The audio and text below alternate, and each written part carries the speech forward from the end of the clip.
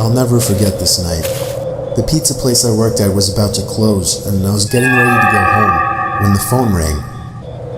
I was working the counter alone that night, so I was taking calls. I picked up the phone. There was complete silence, so I hung up. About a minute later, the phone rings again, so I pick up again. Still silence. I was about to hang up again when I heard the very weak and cold voice of an old woman on the other end. She said she wanted a regular pie delivered. I remained polite on the phone, but on the inside I was screaming. I just wanted to get home and end my shift.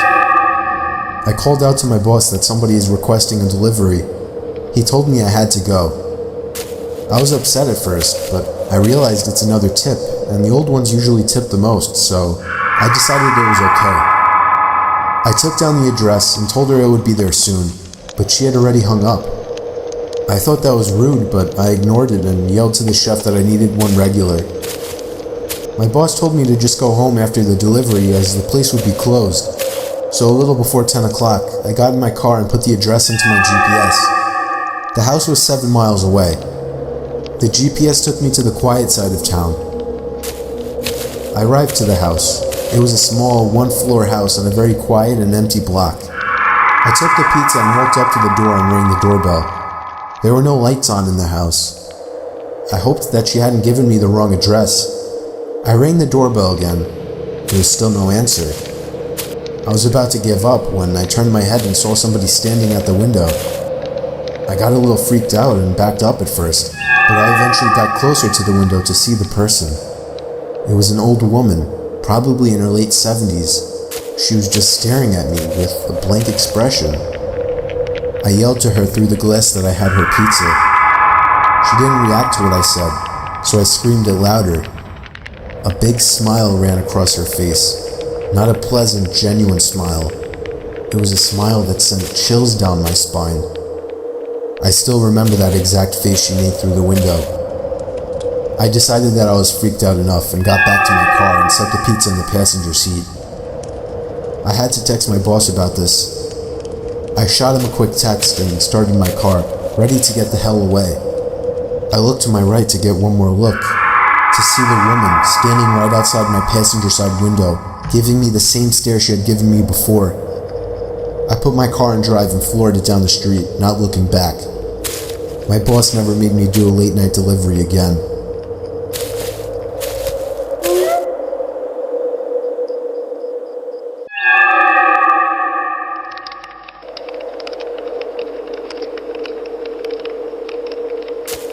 This happened 4 years ago when I was still in high school.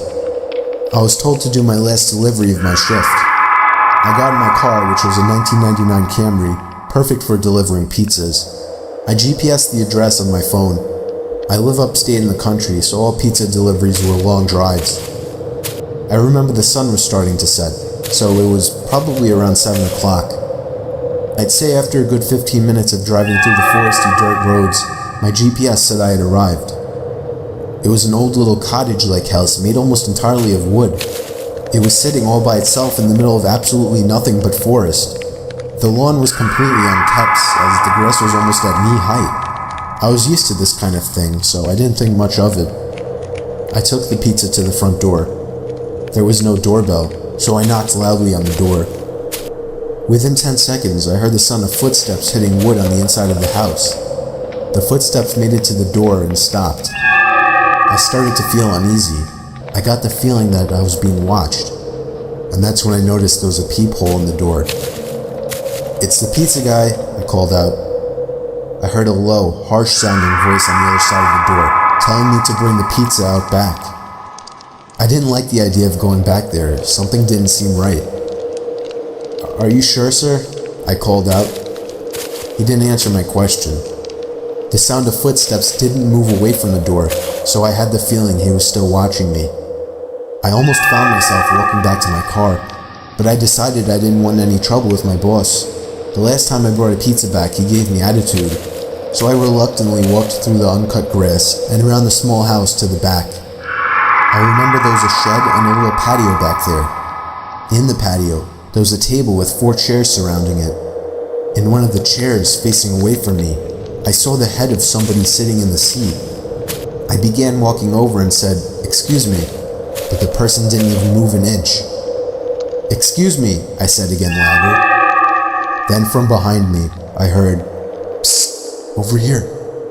I turned around to see a man poking his head out from the corner of the house, looking at me with a crazed smile.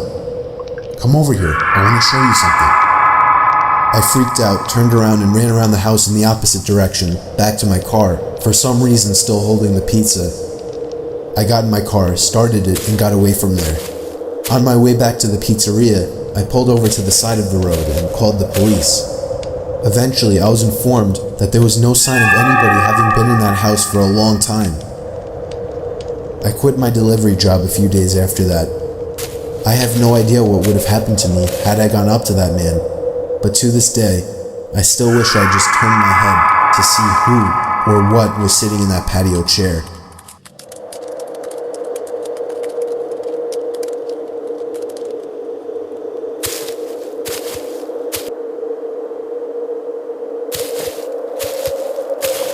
I was doing late night deliveries during this particular shift.